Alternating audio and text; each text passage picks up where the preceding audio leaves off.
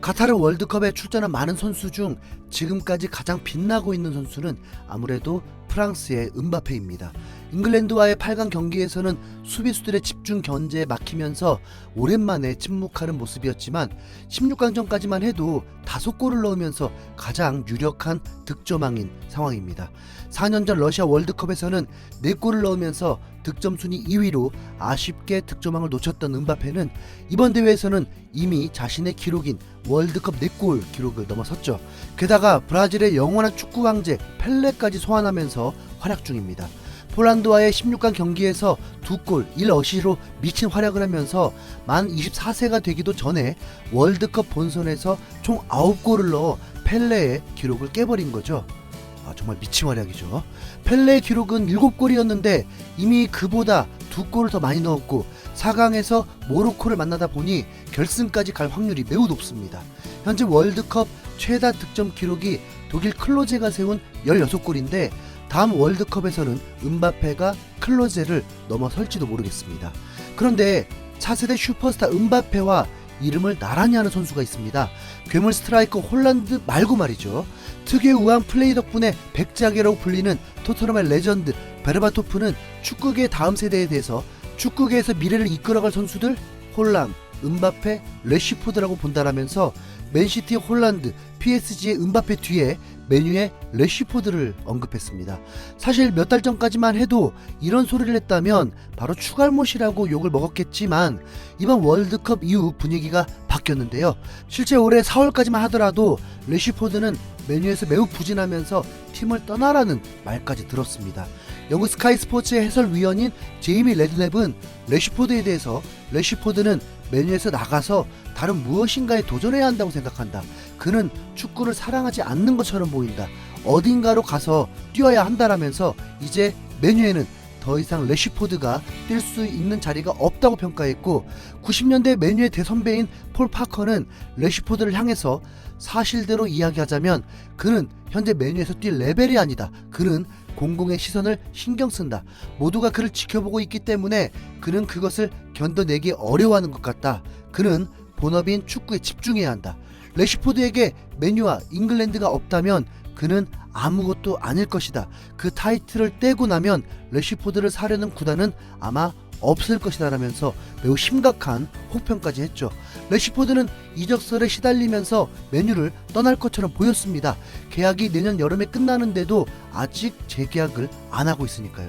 심지어 메뉴 팬들 사이에서는 몸값이 조금이라도 높을 때 빨리 팔아버리는 게 낫다고 할 정도로 퇴물 취급까지 받고 있었습니다. 그런데 카타르 월드컵이 개막한 뒤에는 여론이 180도 반전됐습니다. 레시포드의 마지막 국대 출전 기록은 2021년 7월 유로 대회 때였는데 그 이후 1년 넘게 부상과 부진으로 대표팀에 합류하지 못했습니다. 어떻게 보면 이번 월드컵 승선부터 기적적이라고 할 수 있을 텐데요.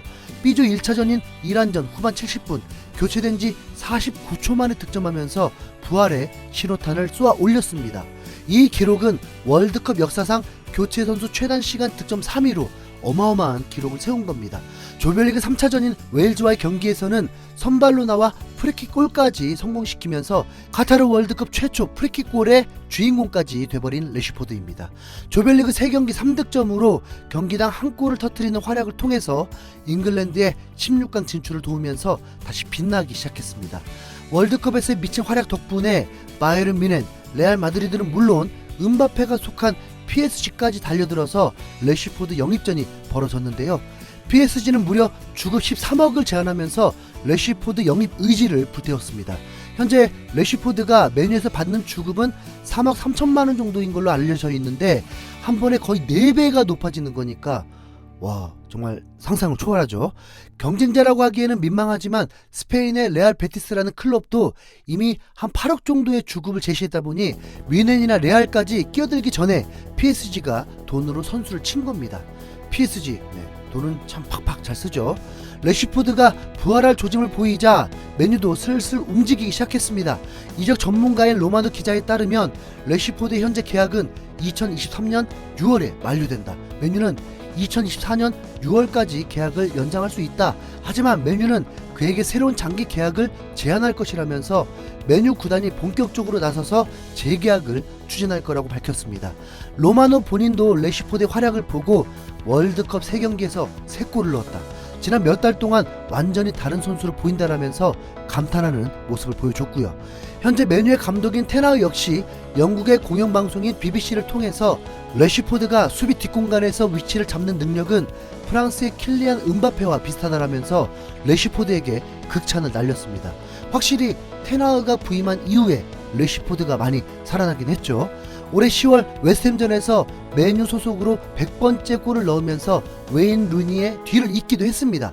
지난 시즌에 극도로 부진하면서 리그 25경기에서 4골밖에 못 넣다가 이번 시즌에는 컵 대회를 포함해서 19경기 8골을 넣고 있습니다.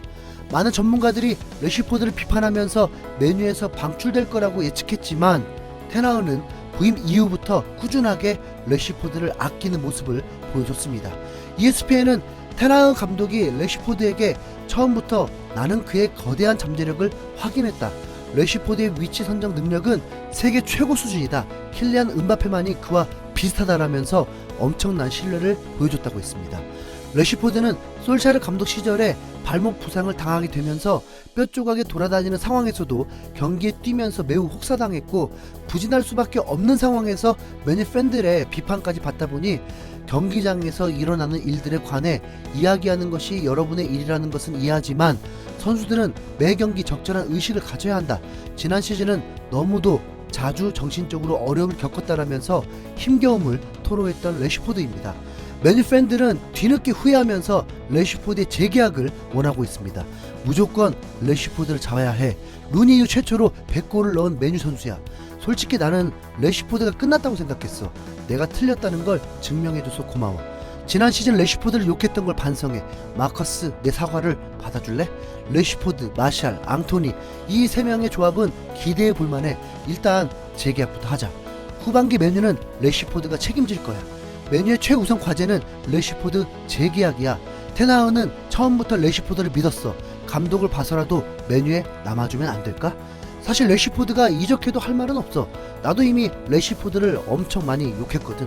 레시포드에게 10억을 줘버려. 레시포드는 맨유의 음바페야. 2022년 한 해가 다 가기도 전에 엄청난 롤러코스터를 탄 레시포드가 과연 어떤 선택을 할지가 궁금한데요. 맨유는 현재 승점 26점, 리그 5위로 토트넘의 뒤를 바짝 쫓고 있다 보니 레시포드가 이적할 것인지 여부는 토트넘과 손흥민에게도 매우 중요합니다.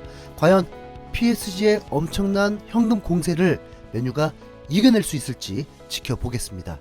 이상 흰수염 고래였습니다. 감사합니다.